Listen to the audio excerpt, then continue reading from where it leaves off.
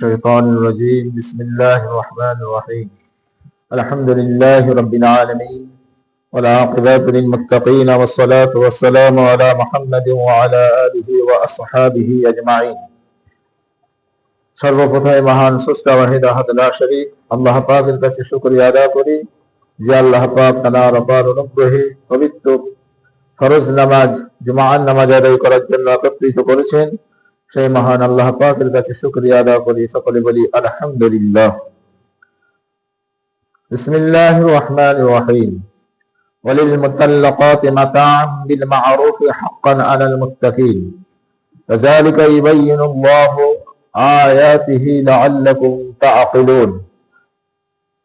ألم تر إلى الذين خرجوا من ديارهم وهم ألوف حذر الموت فقال لهم الله موتوا ثم أحياهم إن الله لذو فضل على الناس ولكن أكثر الناس لا يشكرون।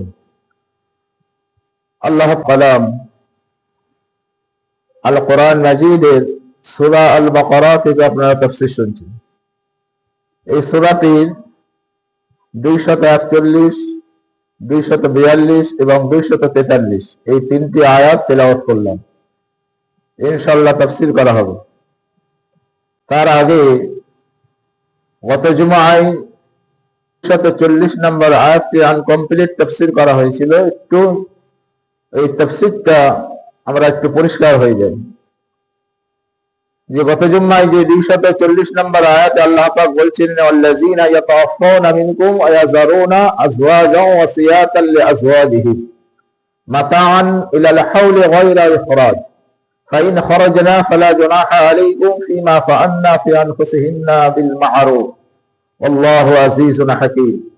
এই আয়াতের মধ্যে আল্লাহ পাক আবার ওই যারা যে সমস্ত মানুষেরা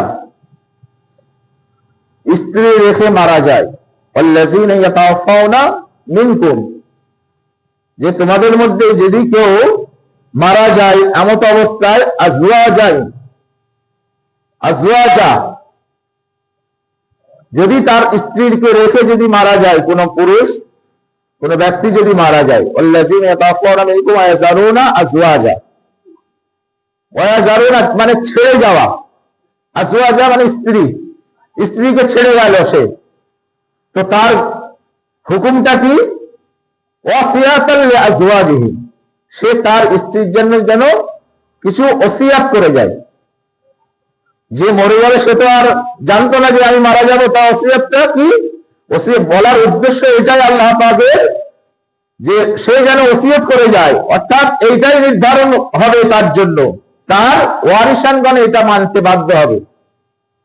ওয়াসিয়াতুল আজওয়াজিহিম মাতা'আন ইলাল হাওলি গায়রা ইখরাজ, যে তার ভরণ পোষণ করবে, হাওলে মানে পূর্ণ 1 বছর, গায়রা ইখরাজ তাকে তাড়িয়ে দেওয়া যাবে না, তাকে বাড়ি থেকে বের করে দেওয়া যাবে না, পূর্ণ 1 বছর তার ভরণ পোষণ তার ওয়ারিসানরা যেন পালন করে, দেখভাল করে। আল্লাযীনা ইয়াতাওয়াফাউনা মিনকুম ওয়া ইয়াযারুনা আজওয়াজা ওয়াসিয়াতান লিআজওয়াজিহিম, তার স্ত্রীর জন্য এই ওসিয়তটা ধার্য করা হবে, আর যে মারা গেল তার ওয়ারিসানরা এটাকে পালন করবে। গায়রা ইখরাজ ফাইন খারাজনা ফালা জুনাহা আলাইকুম ফীমা ফাআলনা ফি আনফুসিহিন্না মিন মা'রুফ। ফাইন খারাজনা, যদি ওই স্ত্রী বের হয়ে চলে যেতে চায়, ফাইন খারাজনা যে আমার স্বামী নাই, মারা গেছে, আমি আর থাকবো না, ফাইন খারাজনা ফালা জুনাহা আলাইকুম, তোমাদের জন্য কোনো গুনাহ হবে না, ফীমা ফাআলনা যদি সে করে, ফি আনফুসিহিন্না নিজের জন্য, বিল মা'রুফ ভালো কিছু যদি সে করে, ওই স্ত্রী যে আমি ছেড়ে চলে যাব, আমার স্বামী নাই, আমি ছেড়ে চলে যাব, তো সেখানে তোমাদের কোনো গুনাহ হবে না। সে যদি চলে যেতে চায় তাকে চলে যেতে দাও।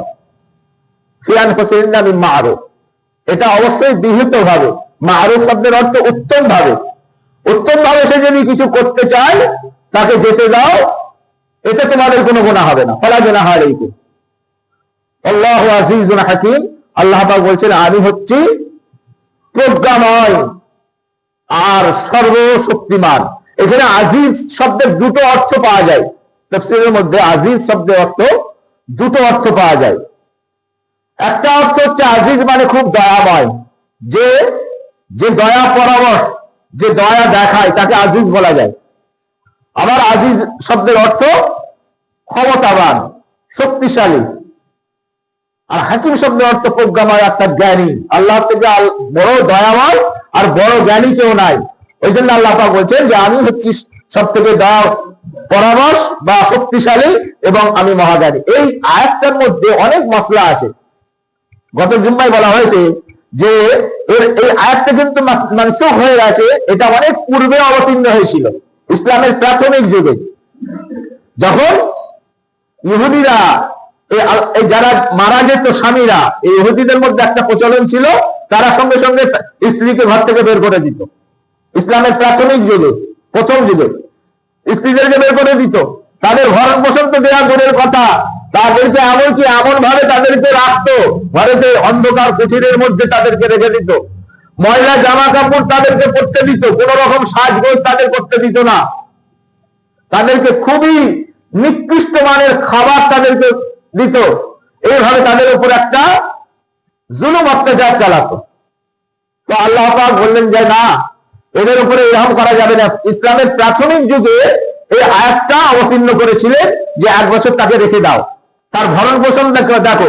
কিন্তু পরবর্তীতে যখন ইসলামের ডেভেলপ হচ্ছে আস্তে আস্তে, এই আয়াতটা অবতীর্ণ হয়েছিল ইসলামের প্রাথমিক যুগে, বদরের যুদ্ধের অনেক আগে। তারপরে আল্লাহ পাক এই মিরাসের আয়াত অবতীর্ণ করলেন। মিরাসের আয়াত বা কোন স্বামী মারা গেলে তার ইদ্দত কালটা কত হবে তার আয়াত আপনারা আগে শুনেছেন, যে আল্লাযিনা ইয়াতাওয়াফাউনা মিনকুম ওয়া ইয়াযারুনা আযওয়াজান ইয়াতারাব্বাসনা বিআনফুসিহিন্না আরবাআতা আশহুরিন ওয়া আশরা। কয়েক সপ্তাহ আগে আপনারা শুনেছেন যে কেউ যদি মারা যায়, এই মৃত ব্যক্তির স্ত্রীকে যদি রেখে যায়, সে তার ইদ্দত কাল হচ্ছে 4 মাস 10 দিন। এটা পরে অবতীর্ণ হয়েছে, এটা নাসিখ আয়াত। আর যে আয়াতটা মানসুখ আয়াত এটাই, যে 1 বছরের কথা। এটা অনেক প্রাথমিক যুগে হযরত উসমান, হযরত উসমান ইবনে আফফান রাদিয়াল্লাহু আনহুকে জুবাইর সাহাবা একজন বললেন, জুবাইর নামক সাহাবা উনি কোরআন লিখতেন, হযরত উসমান রাদিয়াল্লাহু আনহুর যুগে কোরআন লিখিত হয়েছিল। তো বলছেন যে হুজুর, ইয়া আমিরুল মুমিনিন, এই আয়াতটা তো মানসুখ হয়ে গেছে। কোনটা? আল্লাযিনা ইয়াতাওয়াফাউনা মিনকুম ওয়া ইয়াযারুনা আযওয়াজান, যে 1 বছরের কথা বলছে, এটা তো মানসুখ হয়ে গেছে। এটা তো অনেক আগে অবতীর্ণ করেছিলেন আল্লাহ পাক ইহুদিদের চালচলন দেখে। তো এই মানসুখ আয়াতটাও কি আমি কোরআনের মধ্যে লিখবো? হযরত উসমান রাদিয়াল্লাহু আনহু সেই সময় বলেছেন, হ্যাঁ ভাগনা, যেরকম কোরআন অবতীর্ণ হয়েছে তুমি লেখো, এ বাদ দেওয়া যাবে না। এটা মানসুখ যদিও আয়াত, কিন্তু তোমাকে লিখতে হবে। আর এই আয়াতের উপরে কেউ যদি আমল করে সে করবে, আর যদি নাও করে তার গুনাহ হবে না। যদি 1 বছরের জায়গায় এই 4 মাস 10 দিনের জায়গায় কেউ যদি 1 বছর এগিয়ে নেয়, সেটাও সে করতে পারে। অতএব তুমি এই আয়াতটাও কোরআনের মধ্যে তুলে দাও। হযরতে আর এই 4 মাস 10 দিনের আয়াত আপনারা আগে শুনেছেন, যেটা এই 4 মাস 10 দিনের মধ্যে স্ত্রী তার স্বামীর ঘর থেকে বের হয়ে যেতে পারবে না। ইদ্দত যে সময়টা পুরোপুরি তার স্বামীর ঘরের মধ্যে কাটাতে হবে, স্বামী যদি মারা যায়। হযরতে সাঈদ ইবনে খুদরি রাদিয়াল্লাহু আনহুর বোন সুহাইবা ইবনে মালিক, উনি একদিন আল্লাহর নবীর কাছে আসলেন, ইয়া রাসূলুল্লাহ, ইয়া হাবিবাল্লাহ, আমি একটা সমস্যার মধ্যে পড়েছি। সাঈদ ইবনে খুদরির বোন সুরাহাবিল ইবনে মালিক বিনতে মালিক, উনি বলছেন যে ইয়া রাসূলুল্লাহ, আমি বিপদে পড়েছি। আমার বাড়িতে অনেক দাস দাসী ছিল, তো তারা পালিয়ে গিয়েছিল, দাস দাসী পালিয়ে গিয়েছিল। তো আমার স্বামী ওই দাস দাসীর খোঁজ করতে করতে এমন জায়গায় গিয়ে পৌঁছে গিয়েছিল, দাস দাসীদের কাছেই পৌঁছে গিয়েছিল, কিন্তু ওই দাস দাসীরা আমার স্বামীকে হত্যা করে ফেলে। আমি স্বামী হারা হয়ে গেছি। তো এখন আমার স্বামীর ঘরেতে আমি একলা থাকবো কি করে? একা থাকবো কি করে? সেখানে থাকার কোনো পরিবেশ নাই, আমি থাকবো কি করে? তো আপনি যদি আমাকে অনুমতি দিতেন, আমি আমার পিত্রালয়ে আমার পিতার ঘরেতে গিয়ে ইদ্দতটা পালন করতাম, 4 মাস 10 দিন পালন করতাম। হুজুর পাক সাল্লাল্লাহু আলাইহি ওয়াসাল্লাম সেই সময় বললেন, ঠিক আছে, তুমি করে নিতে পারো, ঠিক আছে, তুমি করে নিতে পারো। এমন সময় চলে যাচ্ছেন, আবার ডাক দিলেন, ও সাহেবিয়া, শোনো, তুমি জানো কি বললে? আল্লাহ নবী জিজ্ঞাসা করলেন, তুমি জানো কি বললে? ওই যে আবার উনি ব্যক্ত করলেন এই ঘটনা। হুজুর পাক সাল্লাল্লাহু আলাইহি ওয়াসাল্লাম সেই সময় বলেছিলেন যে না, তুমি তোমার স্বামীর ঘরে ইদ্দত পালন করো, তুমি যেতে পারবে না তোমার পিত্রালয়, তোমার স্বামীর ঘরে তোমার 4 মাস 10 দিন ইদ্দত পালন করতে হবে, এটা আল্লাহর হুকুম, এটা তুমি যেতে পারবে না। হযরতে উসমান রাদিয়াল্লাহু আনহু খেলাফতকালে যখন এইরকম একটা সমস্যার সম্মুখীন হলেন, হযরতে উসমান রাদিয়াল্লাহু আনহু আবু সুলাইমা ইবনে মালিক বিনতে মালিক উনি বলছেন যে আমাকে ডাক করলেন, হযরত উসমান রাদিয়াল্লাহু আনহু আমাকে ডাক করলেন, ডেকে পাঠালেন। আমি গেলাম, যাওয়ার পরে আমাকে জিজ্ঞাসা করলেন যে আপনার এই যে স্বামী কে হত্যা করে দেওয়া হয়েছিল, শহীদ করে দেওয়া হয়েছিল, তা আপনি আপনার মসলাটা কি দিয়েছিলেন আল্লাহর নবী? তো আমি সেই সময় বললেন যে এইরকম ভাবে আল্লাহর নবী আমাকে দ্বিতীয়বার ডেকে আমাকে বললেন যে তোমার ইদ্দত পালন তোমার স্বামীর ঘরেই করতে হবে, এটা আল্লাহর হুকুম। আর সেটাই মাসলা আকারে তাফসীরের মধ্যে লেখা আছে যে যদি কোনো স্বামী মারা যায়, স্ত্রীকে রেখে তার ইদ্দত পালন তার স্বামীর ঘরে 4 মাস 10 দিন করতে হবে। ইসলামের প্রাথমিক যুগে 1 বছরের মাসলা ছিল, কিন্তু পরবর্তীতে মানসুখ, ওই আয়াতটাকে মানসুখ করে দিয়ে নাসিখ আয়াত আজওয়াজান ইয়াতারাব্বাসনা বিআনফুসিহিন্না আরবাআতা আশহুরিন ওয়া আশরা, যে 4 মাস 10 দিন তার স্বামীর ঘরে সে ইদ্দত পালন করবে। যাই হোক, এর মধ্যে আরেকটা মাসলা যে আল্লাহ পাক যে ইদ্দত পালনকালে ভরণ পোষণের সমস্ত দায়িত্ব ওই স্বামীর ওয়ারিসানরা পালন করবে। এর মধ্যে একটা মাসলা মাতাআম বিল মা'রুফ, মাতা শব্দের অর্থ হচ্ছে ভরণ পোষণ। এই ভরণ পোষণের সমস্ত দায়িত্বটাকে পালন করবে স্বামী যদি মারা যায়, ও তার ওয়ারিসানরা পালন করবে। আর যদি তালাক প্রাপ্ত হয়ে যায়, পরে আসছে সেই একটা আয়াত আছে, এই আয়াতটা দিয়ে এই তালাকের বিস্তারিত যা কিছু খুঁটানিটির বিষয় আপনাদের কাছে আরো পরিষ্কার হয়ে যাবে। কি বলছেন দেখুন, অলিল মুতাল্লাকাতি মাতাআন বিল মা'রুফ হাক্কান আলাল মুত্তাকিন, 241 নম্বর আয়াত। আল্লাহ পাক বলছে অলিল মুতাল্লাকাত, যদি তোমাদের মধ্যে কেউ কাউকে কোন স্ত্রীকে তালাক দিয়ে দিল, এই তালাক প্রাপ্ত স্ত্রীকে মাতাআন বিল মা'রুফ ভরণ পোষণটা সে আদা করবে উত্তম ভাবে। হাক্কান আলাল মুত্তাকিন, হাক্কান অবশ্য কর্তব্য হবে মুত্তাকিদের জন্য এই কাজটা করা। মুত্তাকি শব্দের অর্থ যারা মুত্তাকি, তাকওয়া পরহেজগার যারা, ভালো মানুষ যারা, সৎ কর্মশীল যারা, তাদের জন্য এটা কর্তব্য, অবশ্য কর্তব্য। হাক্কা অবশ্য কর্তব্য মুত্তাকিদের জন্য এটা। তাহলে তালাক প্রাপ্ত যারা, তাদের ভরণ পোষণের ব্যাপারটা, যে কেউ যদি 1 তালাক দেয় তালাক হয়ে যাবে, বলে 1 তালাক কি করে হবে? 1 তালাকের মাসলা আপনারা শুনেছেন, আর একবার রিভাইজ করে এই চ্যাপ্টারটা এখানেই ক্লোজ করে দিয়েছেন আল্লাহ পাক, যে 1 তালাক দিলে 3 ঋতু, 3টে মাস, অর্থাৎ মেয়ে ছেলেদের যে 3টে ঋতু, ওই 3টে ঋতু যদি পার করে ফেলে তাহলে কিন্তু সে তালাক হয়ে যাবে তার। এই 3টে ঋতু পার করে দেওয়ার পরে ওই স্ত্রীকে আর তার স্বামীর কোনো হক থাকবে না। আর এই 3টে ঋতুর মধ্যে 1 তালাক বা 2 তালাক দেওয়ার পরে স্বামী এই 3টে ঋতুর মধ্যে যদি ফিরিয়ে নেয়, তার সাথে ভাব আলোচনা, ভাব ভালোবাসা দেখিয়ে যদি সে তাকে নিয়ে নেয়, আর তার উপরে তালাক হবে না, তালাক হলো না।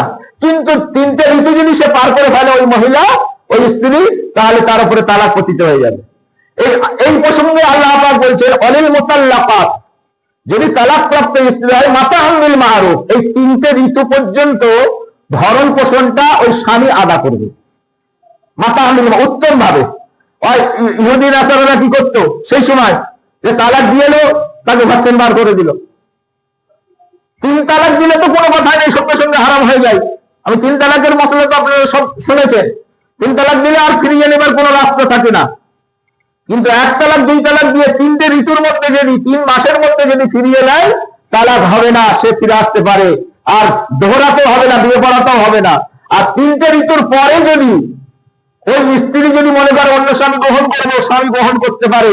আর যদি এই স্বামীও যদি মত হয়ে যায় যে আমি ভুল করেছি, আমি 3টে ঋতু পার হয়ে গেছে, ঠিক আছে, আমি আবার ওকে ফিরে পেতে চাই, আর ওই স্ত্রী যদি রাজি থাকে, শুনেছেন আপনারা, তাহলে আবার পুনরায় তাদের মধ্যে বিয়ে শাদী পড়াতে হবে, আর মোহর ধারণ করতে হবে, মোহর নির্ধারণ করে নিতে হবে।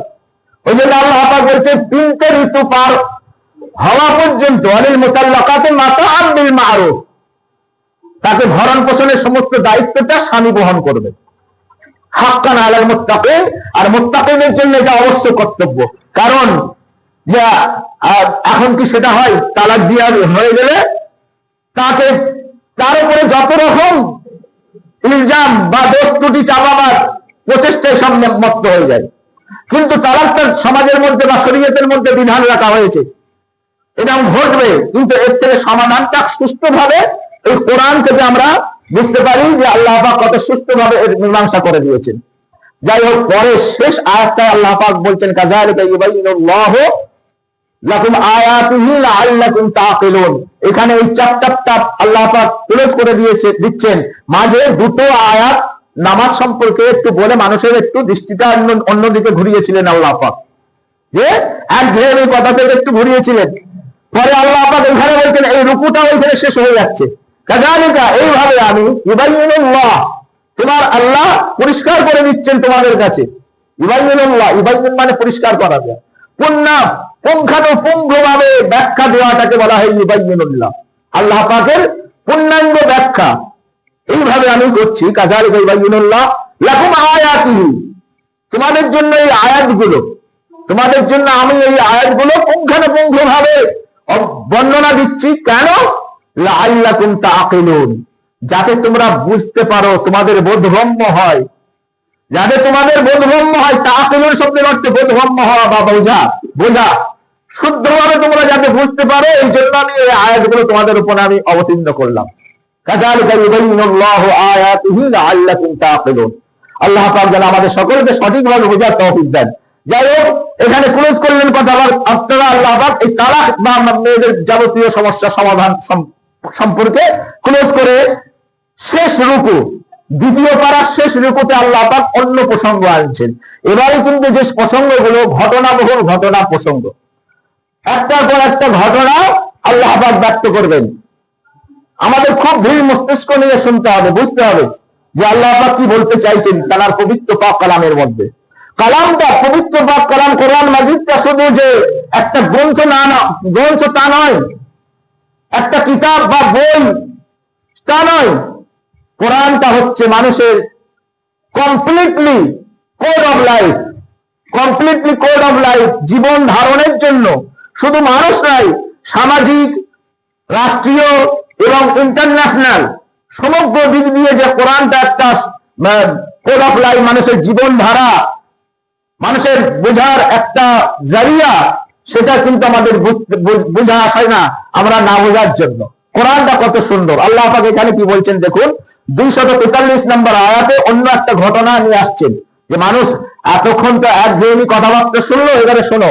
আলাম তারা ইলাল্লাযীনা খারাজু মিন দিয়ারিহিম ওয়া হুম উলুফুন হাজারুল মাউত ফাকালা লাহুমুল্লাহু মুতু সুম্মা আহইয়াহুম ইন্নাল্লাহা লাযু ফাদলিন আলান নাস ওয়ালাকিন্না আকসারান নাস লা ইয়াশকুরুন।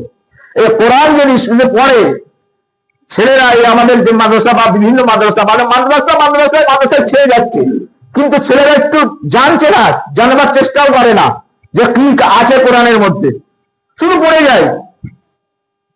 আমাকে আব্বা বলতেন, আজ মনে পড়ে, যে কোরআন হাফেজ হয়ে তো কি করবি, এই চিনির বস্তা পাওয়া হবে, কিন্তু ওই চিনিটা পিঠের বস্তা থাকলে পিঠের মধ্যে ওইটা চিনিটা গুলে খেলে যে মজা লাগবে, সেটা স্বাদ গ্রহণ করতে পারবি না যতক্ষণ না এর ভিতরে ঢুকে নির্যাসটা নিতে পারবি, আব্বা বলতেন। ওই জন্য বলি, আজ ছেলেরা কোনো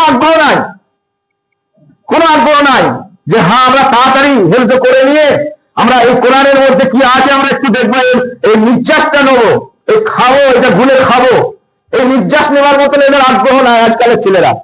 একটুখানি হাতে হয়ে গেল, ব্যাস দাওয়াত সারে, আর যতটুকু হয় তাতেই ওদের সন্তুষ্ট মনে হয়, নিজেদেরকে সন্তুষ্ট মনে করে খালি। কিন্তু এর মধ্যে ঢুকতে হবে, কোরআনটা জানতে হবে। মুসলমান মানে কি? মুসলমান তো কোরআনটাই সবকিছু। কোরআনটা জানতে পারলাম, আমাদের জীবনটা সার্থক কি করে হলো। এখানে আল্লাহ পাক ঘটনাবহুল ঘটনা আসছে, যে আল্লাহ পাক বলছেন আলাম তারা ইলাল্লাযীনা খারাজু মিন দিয়ারিহিম। আলাম তারা, হে নবী আপনি কি দেখেছেন? ইলাল্লাযীনা, ওই সমস্ত মানুষদেরকে, ইলাল্লাযীনা খারাজু, যারা বের হয়ে গিয়েছিল, মিন দিয়ারিহিম, তাদের ঘর থেকে। আপনি কি তাদেরকে দেখেছেন যারা তাদের ঘর থেকে বের হয়ে গিয়েছিল? কারা গিয়েছিল, কিভাবে হয়েছিল যদি সময় থাকে বলবো, আগে অর্থটা জেনে নিন। আলাম তারা ইলাল্লাযিনা খারাজু মিন দিয়ারিহিম ওহুম উলুফুন হাজারাল মাউত। ওহুম তারা ছিল উলুফ। উলুফ শব্দের অর্থ হাজার হাজার। এখানে আলফুন মানে হাজার, আলফা মানে 1000-এর বেশিটাকে বলে আলফা। আর উলুফ অনেক হাজার, কত হাজার সে বলা যাবে না। তাফসীরের মধ্যে আছে, কোন কোন তাফসীরের লেখকরা এখানে 4000 বলেছেন, কোন কোন তাফসীর কারকরা 8000 বলেছেন, আবার কোন কোন তাফসীর কারকরা 30000 বলেছেন। এখানে আল্লাহ পাক বলেছেন উলুফ, অর্থাৎ হাজার হাজার। আপনি কি দেখেছেন যে মানুষ বের হয়ে গিয়েছিল, একদল মানুষ বের হয়ে গিয়েছিল, তাদের এলাকা ছেড়ে চলে গিয়েছিল, তারা সংখ্যায় ছিল উলুফ, হাজার হাজার। আলাম তারা ইলাল্লাযিনা খারাজু মিন দিয়ারিহিম ওহুম উলুফ হাজারাল মাউত। হাজারাল মাউত শব্দের অর্থ হচ্ছে মৃত্যু ভয়, মরার ভয়ে। মরার ভয়ে তারা হাজার হাজার তাদের গ্রাম ছেড়ে বের হয়ে চলে গিয়েছিল। ফাকাল লাহুমুল্লাহু মুতু। আল্লাহ পাক বলছেন, হে নবী আপনি শুনে রাখুন, আমি তাদেরকে বললাম তোমরা মরো। ফাকাল আমি বললাম, ফাকাল লাহুম তাদেরকে আমি বললাম মুতু তোমরা মরে যাও। এখানে মাউত তার শব্দের এক বচন, আর মুতু মানে বহু বচন, অনেক। তোমরা সবাই মরে যাও, এই জন্য আল্লাহ পাক মুতু ব্যবহার করেছেন। ফাকাল লাহুমুল্লাহু মুতু, তোমার আল্লাহ তাদেরকে মরে যেতে বললেন। তারা মরে গেল, সব মরে গেল। কিভাবে মরলো সেটা তাফসীরের সময় যদি তাকে বলা হবে ইনশাআল্লাহ। সুম্মা আহইয়াহুম, আবার আমি তাদেরকে জীবিত করলাম। সুম্মা অতঃপর আহইয়াহুম, তাদেরকে আমি জীবিত করলাম। ইন্নাল্লাহা লাযু ফাদলিন আলান নাস, এইভাবে আমার অনুগ্রহটা প্রত্যেক মানুষের উপরে আছে। আমার অনুগ্রহ আল্লাহ পাক বলছেন নবীকে, লাযু ফাদলিন, লাযু ফাদল, ফাদল মানে অনুগ্রহ, আলান নাস প্রত্যেক মানুষের উপরে আমার অনুগ্রহ আছে। ওয়ালাকিন্না আকসারুন নাস লা ইয়াশকুরুন, কিন্তু আকসারুন নাস অধিকাংশ মানুষ লা ইয়াশকুরুন আমার কৃতজ্ঞতা করে না। আমার কৃতজ্ঞতা করে না, অনেক অধিকাংশ মানুষ আমার কৃতজ্ঞতা করে না। আমি প্রত্যেকের উপরে আমার অনুগ্রহ আছে, প্রত্যেকটা মানুষের উপরে আমার অনুগ্রহ আছে, কিন্তু মানুষ আমার কৃতজ্ঞতা করে না। এটা হচ্ছে অর্থ এই আয়াতটা, 243 নম্বর আয়াত। এই অর্থটা শুধু আমি যদি পড়ে নিই, কিন্তু আমি এর ভাব গম্ভীর আমি পাবো না কিছু, আমরা বুঝতে পারবো না কি বলতে চাইছিলেন আল্লাহ তাফসীরের মধ্যে না ঢুকলে। এই আলাম তারা ইলাল্লাযিনা খারাজু মিন দিয়ারিহিম, এটা হচ্ছে ইরাকের একটা জায়গার নাম ছিল দাহারিয়ান। ইরাকের মধ্যে পড়ে এই জায়গাটা। ওই জায়গাটায় একবার প্লেগ রোগ দেখা দিয়েছিল, প্লেগ। এই প্লেগটা আগে আমাদের এখানে মহামারী যেটাকে বলা হয়, মহামারী হতো না আমাদের মায়েদের মুখে, বা আমাদের পূর্বপুরুষ অনেক বয়স্ক মানুষ যারা আছেন যারা জানেন যে গ্রামে অনেক মারা যেত, হ্যাঁ, একটা হাহাকার অবস্থা হতো। কলেরা, বসন্ত, প্লেগ, এই রোগ ছিল। এখন এই সব টিকাগুলো বের করেছিল সেই সময় বিশ্ব স্বাস্থ্য সংস্থা থেকে, ওই টিকা আবিষ্কার হয়েছিল, যে টিকা দিলে ওই রোগগুলো এখন আর খুব একটা সারা বিশ্বের মধ্যে নাই। কিন্তু সেই সময় ছিল প্লেগ রোগ। ওই ইরাকের দাহারিয়ান নামক জায়গায় প্লেগ রোগ দেখা দিল। এই সম্বন্ধে অনেক মশলা আছে, আস্তে আস্তে আসা হবে।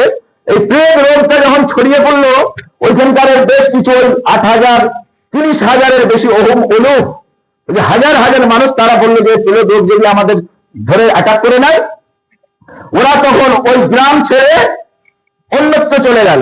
অন্যত্র এমন একটা জায়গায় গেল তারা, যে জায়গাটায় দুই দিকে পাহাড় ছিল, উঁচু উঁচু পাহাড়, আর মাঝখানে প্রশস্ত জায়গা, বিশাল জায়গা। সেই জায়গায় গিয়ে তারা আশ্রয় নিল, তাদের থাকার ব্যবস্থা করলো। তা আল্লাহ পাক বলেন, তোরা চলে এসেছিস সেইখানে। এই প্লেগ রোগ সম্পর্কে হাদিসের মধ্যে আছে, হযরত ওমর ফারুক রাদিয়াল্লাহু আনহু একবার সিরিয়া যাচ্ছিলেন। সিরিয়ায় যাওয়ার সময়, সিরিয়ার কাছাকাছি কিছু আগে ওনার কাছে হযরত আব্দুর রহমান ইবনে আউফ এসে খবর দিলেন যে হুজুর, ইয়া আমিরুল মুমিনিন, আপনি এই জায়গায় যাবেন না, প্রবেশ করবেন না। কেন? যে ওখানে প্লেগ রোগ দেখা দিয়েছে। আপনি যদি যান, হয় যদি আপনাদের উপরে এত বড় বড় সাহাবারা রয়েছে, হ্যাঁ, হযরত ওমর তো বিশ্বের অর্ধেক উনি শাসন করেছিলেন এক সময়, তো আপনি যাবেন না ওইখানে, যদি আপনাদের অ্যাটাক হয়ে যায় আপনি যাবেন না। হযরত ওমর চিন্তা ভাবনা করতে লাগলেন। আমার সময় উনি একজন আরো বয়োজ্যেষ্ঠ সাহাবা, ওনাকে জিজ্ঞাসা করলেন যে কি করার দরকার আছে বলুন। আমাকে এখান থেকে ফিরে যেতে বলছেন, আল্লাহ নবী কি এই সমস্ত সম্বন্ধে কিছু বলেছেন? হযরত ওমরকে, সেই বয়োজ্যেষ্ঠ সাহাবা, উনি বলছেন ইয়া আমিরুল মুমিনিন, হ্যাঁ আল্লাহ নবী বলেছেন যে যখন কোন জায়গায় মহামারী দেখা দেবে, ওই জায়গায় যারা বসবাস করছে তারা ওইখান থেকে না কোনো জায়গায় যায়, হাদিসের মধ্যে আছে, ওই জায়গা ছেড়ে তারা যেন কোথাও না চলে যায়। আর কেউ যদি ওই জায়গায় আসতে চায় অন্য জায়গা থেকে, তারা যদি আসতে চায় তারা যেন চিন্তা ভাবনা করে যে এই জায়গার মহামারী আছে, এই প্রস্তুতি নিয়ে আসতে পারে যেন তারা। হযরত ওমর রাদিয়াল্লাহু আনহু ওরা সিদ্ধান্ত ক্যান্সেল করলেন, বললেন না আমি ওই জায়গায় যাব না, অন্য রাস্তা এই নিয়ে সাহাবাদের মধ্যে একটা দ্বিমত দেখা দিয়েছিল। আল্লাহকে আমরা ভরসা না করে আমরা চলে যাচ্ছি, এরকম সাহাবাদের মধ্যে হয়েছিল। হযরত ওমর বলছেন ওই জায়গাটা আল্লাহর ক্ষমতা, আর আমরা যে জায়গায় যাচ্ছি এটাও আল্লাহর ক্ষমতা আছে, যে জায়গাতে যাচ্ছি ওই জায়গাতেও আল্লাহর ক্ষমতা বিরাজমান, আর এই জায়গাতেও ক্ষমতা বিরাজমান, যে জায়গায় কিছু হয়নি। অতএব আমরা এক ক্ষমতা থেকে আর এক ক্ষমতার দিকেই যাচ্ছি। তো আল্লাহ পাকের ক্ষমতা তো সব জায়গায়। অতএব মসলা আছে যে ওই জায়গা থেকে কেউ না ছেড়ে চলে যায়। আমাদের কিছুদিন আগে যে মহামারী হলো, রাস্তাঘাটে বের হতে দিয়েছিল, গাড়ি ঘোড়া সব বন্ধ করে দিল, সব জায়গায় আটক করে দিল মানুষকে। কেউ না কোনো জায়গা থেকে ছেড়ে চলে যেতে পারে, কারণ এই রোগটা বিস্তার লাভ হয়ে যাবে চারিদিকে, ওই জন্য স্টপ করে দিল চারিদিকে। এটা সম্পূর্ণ 1400-1450 বছর আগে আল্লাহ নবীর হাদিসেও সেই রকম আছে। যাই হোক, কিন্তু এই আয়াতটা সম্পূর্ণ তাফসীর করা গেল না সময়ের অভাবে। আল্লাহ পাক যেন আগামী সপ্তাহে ইনশাআল্লাহ পরিষ্কার ভাবে তাফসীর করা হবে। আল্লাহ পাক যেন আমাদের সকলকে সঠিকভাবে শোনার তৌফিক দান করুন।